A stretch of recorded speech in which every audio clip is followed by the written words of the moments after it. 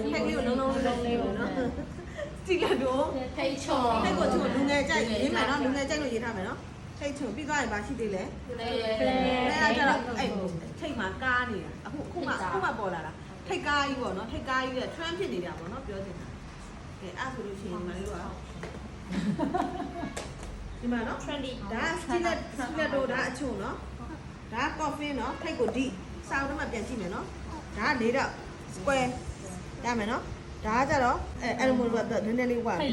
သူကပို့ပြီးတော့လုံးတယ်သူကပို့ပြီးချုံတယ်ဒါကကြတော့ round R1G round ပါသေးတယ်မပြန်ထိတ်လိုက် round ကအသုံးများတယ်round ကအသုံးများတယ် round နဲ့ square နဲ့ကအသုံးများဆုံးဒီမှာနိုင်ငံမှာရမယ်နော်အသုံးများဆုံးလည်းရေးပြလိုက်ပြီနော်